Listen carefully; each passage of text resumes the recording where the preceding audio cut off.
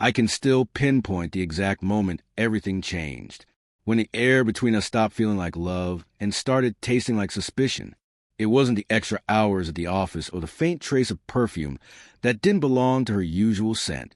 It was her voice, how it softened whenever she said his name, Mark from marketing. Mark said this. Mark helped me with that report. The way her lips curved when she spoke about him wasn't casual anymore. It was warm, intimate, too familiar. Emily and I had been married 8 years. We met in college, scraped by in tiny apartments with instant noodles, built a life from the ground up.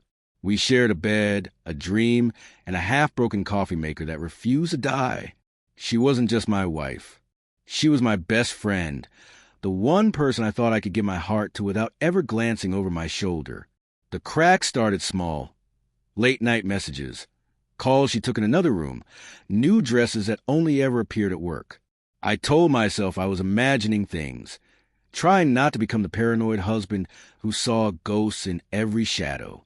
But the gnawing feeling in my gut wouldn't let me sleep.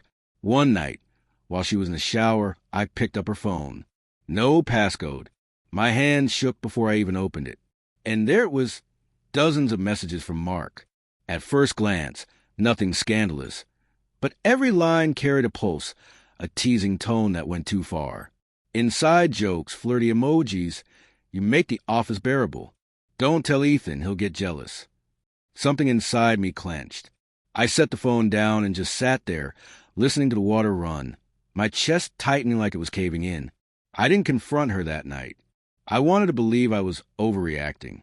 But deep down, I already knew.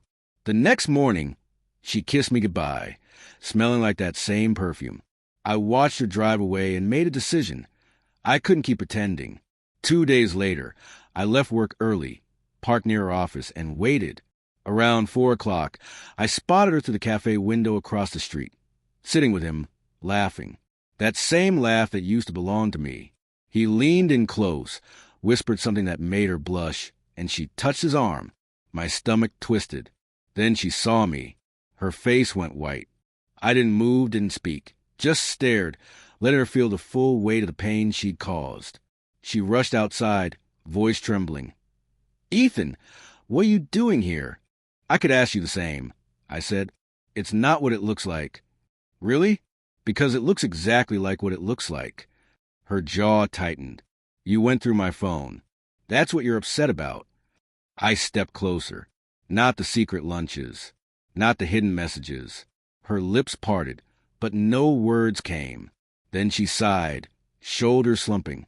"I just needed attention," she said quietly. "You've been distant lately. Always tired, always gone. That excuse, so easy, so rehearsed, stung worse than anything else. So it's my fault?" I asked. "No, that's not what I meant," she whispered. "You didn't have to say it. You already did."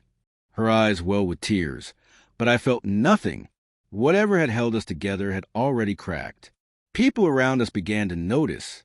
I turned away before she could reach for me. "Finish your coffee, Emily," I said. "Don't let me interrupt your little office romance." She didn't follow. That night, she came home late. The silence between us was heavier than anger. She stood by the door, a stranger in her own house. "Can we talk?" she asked. "About what?" "About what you saw?" "About us." I didn't move. "You want to explain how months of secret flirting fit into US?" "It wasn't physical," she said quickly. "It was stupid. I like feeling wanted again. I didn't mean to hurt you." I finally looked up. "You didn't mean to get caught," I said. Her face felt like I'd slapped her. She broke down crying. I just sat there, hollow. The next day, a flood of messages, apologies, explanations, promises came through. I replied once. Trust is like glass. Once it's cracked, you can still see through it, but it's never the same. After that, we became ghosts sharing a house. She tried therapy, dinners, gifts, but every time I saw her, I saw that cafe window, that laugh meant for someone else. One Friday, I came home to find her suitcase by the door. "I'm staying with my sister," she said quietly. "Maybe some space will help." I nodded. Maybe. She waited, hoping I'd ask her to stay. I didn't. When the door closed, the house finally felt honest. Weeks later, she texted again, asking to come back.